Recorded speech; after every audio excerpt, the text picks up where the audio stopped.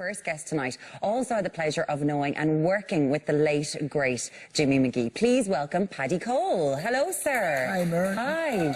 Martin. Yeah. You and Paddy go back a long you and Jimmy go back a long way. Yeah. I first got to know Jimmy in the 60s when I came to Dublin. I joined the Capital Show Band, and Jimmy was actually involved in show business at that time. Release Records, he was involved in setting that up and recording the likes of Larry Cunningham and all the country and western singers. And he loved his music, as you said, and subsequently there was a tribute show to him on the Late Late Show, and they presented him with the clarinet. And Gabe Bourne asked me to play a piece on clarinet. So at a half hour, and I went into the dressing room and wrote a quick piece. And when we came out, Gabe said, "What's the name of it?" We had no name on it because we were only after doing it. So we called it the Magee Shuffle. And I recorded it on a CD afterwards. And 2 years ago, he wrote a song, "These Old Eyes Have Seen It All." He wrote this himself, recorded it. I had the pleasure of playing on that recording as well.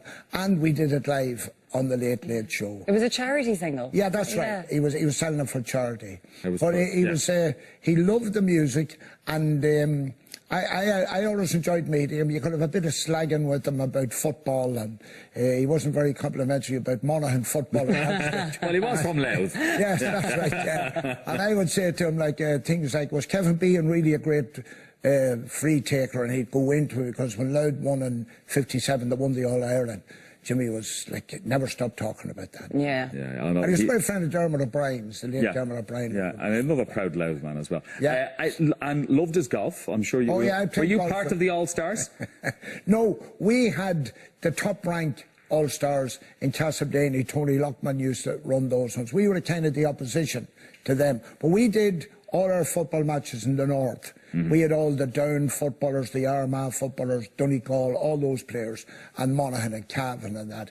And Jimmy Magee All-Stars, they raised a lot of money for charity. They covered the rest of the south of Ireland, you know. And we would play an odd match with them and against them and that, you know. But there was a lot of money raised in those days for charity. And when we talk about the Jimmy Magee All-Stars that toured the country, and they did it all to raise money for good causes, but it wasn't just musicians and the odd actor. George Best was part of the All-Stars. There were great professional sports people involved too. If Jimmy phoned these people, they showed up.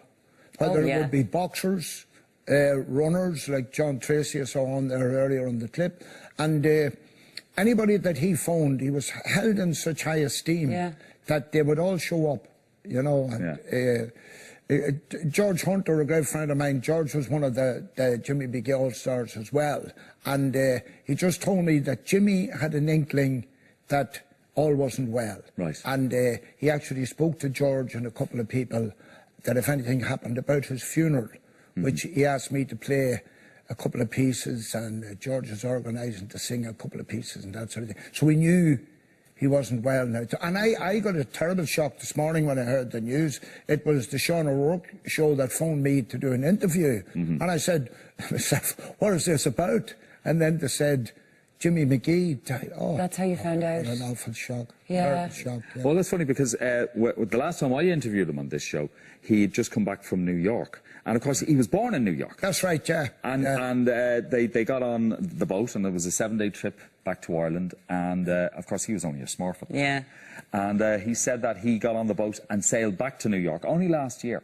And he said that he felt he was closing a circle in doing that. And he got up so that he could be awake when the boat went under the Statue of Liberty. And he thought of his parents as they sailed away from the Statue of Liberty all those years ago. But that was the thing. Amazing. Isn't that lovely? It's a lovely story. Yeah, but he never stopped work. Like, he was working right up until the end. Oh, non-stop. And even when he recorded that piece and he wrote the book and all that, he was constantly going, and he'd phone you at all hours of the night. Paddy, I think we might have to promote that single somewhere. And I'd say, Jimmy, we've done the Late Late. And he was so laid back that the day we were in the studio rehearsing for it at the Late Late Show, he was coming in like, instead of a verse and a chorus, he'd come in after a verse, maybe into a chorus. And the floor manager and everybody was going bananas. But I said, no, if you just slag him that you thought he was the memory man, and then suddenly he would click into gear and everything worked great. That was it perfectly. And for you yourself, Because I know you've got like you're playing at the funeral on Friday, and that's a lovely way to pay tribute to Jimmy Magee, a good friend of yours. Yeah. But you yourself, you're celebrating 65 years in show business. Well, I'm not really celebrating it. Why aren't you doing? Just hanging on. I said it's white knuckle time. Are you not doing anything to kind of memorise it? No, I thought other people would have done that, but they don't seem to be. Well, it's not too late. If anybody's watching, get your art and gear. 65 years in showbiz. But I am actually 65. When I was 12, I'm 77 now, and when I was 12, I played a concert in Castleblaney with Maurice Lynch's band, and my dad, Lord Merchant, was a sax player, as I would say, a proper musician, sat down and reading music and all that. And I was supposed to play a solo, and when I stood up to play the solo, I froze because the place was packed and kept and you're 12. Time. Yeah, and you're 12. But my dad came in straight away and played the first couple of bars, and then I came in okay. And settled you in.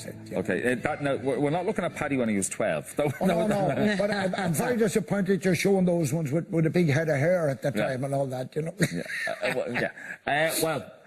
65 years in showbiz, but you are doing something next May. You're back to the Sun again. I'm going, Stars in the Sun. yes, I'm going Stars in the Sun. It's a fantastic trip. And you get to meet all your friends, like the people who are on it, Red Hurley, Brendan Shine, Linda Martin, Sandy Kelly, Sean O'Dowd. You get to meet all these people when you go. And it's the Sunday World in conjunction with Gordon Maher Promotions. And it's a fantastic trip. It goes out in May. And I think it's nearly sold out already. It's selling so fast. Yeah. But I enjoy that. But in the meantime, I'm doing a few couple of Christmas concerts with George Hunter and Sil Fox. He doesn't get into many places, but we bring him in. That's the only way you can get in. He bought me that tie.